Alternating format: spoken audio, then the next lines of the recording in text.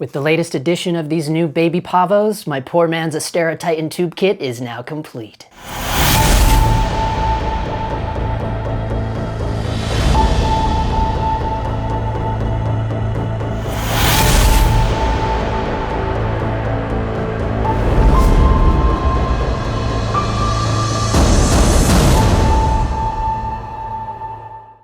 About 5 months ago, I did a pretty big video on my Nanlite RGB tube kit, so if you haven't seen that video, as always, there'll be a link down below. So I had some room in my case, and I saw these new baby Pavos, the Nanlite PavoTube Mark II 6C. I found some on eBay from a Chinese distributor months before they were released in the US, so I shared the link over on the Discord with my Dog Times Patreon peeps, and a few of us bought these bad boys up, and I'm pretty impressed with these new little tubes. Not only were we able to get them sooner than most, but they come with a free egg crate grid. Now this is really cool because a while back I bought one of the 4-foot egg crates with barn doors for my 4-foot PavoTube, and I know from that purchase that these egg crate grids are not cheap, so it's pretty rad that the Chinese dealer includes it for free. The only drawback is that the buttons are not in English, but it is fairly easy to switch the menus over. Now a few people have already asked me why I chose the baby Pavos over something like the new little MC lights from Aputure. And even though I have been eyeing that 4-piece Aputure kit with the rechargeable case,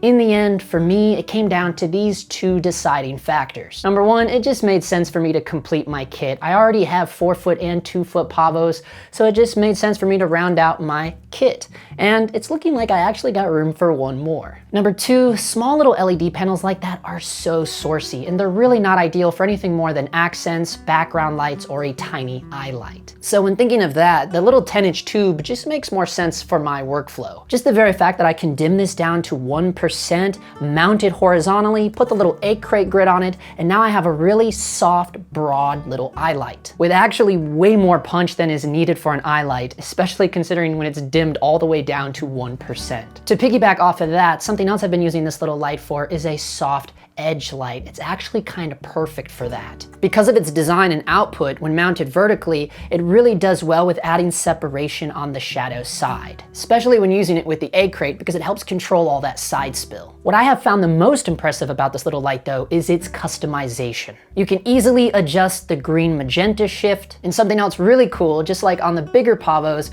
you can completely redesign each special effect, which means I can control what brightness level each special effect is set to, the interval amount, and even the pattern. So you get all the pre-programmed special effects, but then you can tap into each one and fully customize it to your own liking. This is really awesome because one of my biggest beefs with small, low-budge RGB fixtures is that you get all those special effects, but you can't change the brightness or patterns or anything, so you just kind of get what you get. So you're just stuck with the brightness level and whatever weird pattern they give you for each special effect. That is not the case with these Nanlite 6Cs, or any of the Pavos for that matter, and I absolutely love that. This tells me that these lights were designed with professionals in mind. A couple other features of this light that I love, and I actually wished it was on the bigger Pavos, is the magnets and the 1/4-20s. I love that the 6Cs have a 1/4-20 mount on each end, and I can quickly put this on a crab clamp or even a little baby tripod. I just really wish the bigger Pavos had this, at least on one end. I just love the idea of a tube standing on its own. And the fact that these are magnetic really opens you up for possibilities when shooting on location, or creating some sort of double-sided configuration. And even if you're in an area with no metal around, they give you these little magnets that you can just gaff or paper tape to pretty much anything. Also, the 1/4-20s give you room to experiment and create a longer tube. And you could even keep going, like create some kind of weird Nanlite centipede, or Nanlite nunchucks.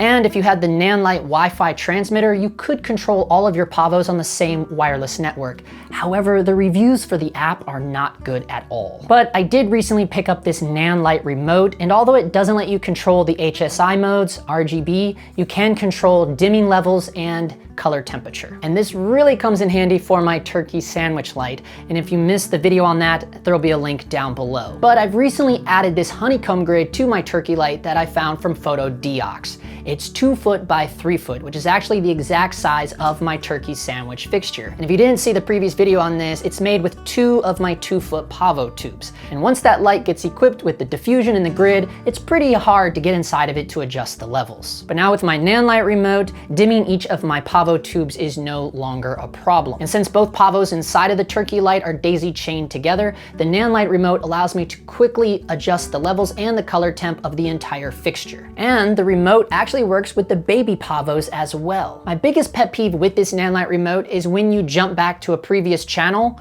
and you go to dim that fixture on that channel, it will jump to whatever color temperature the other channel you previously were on.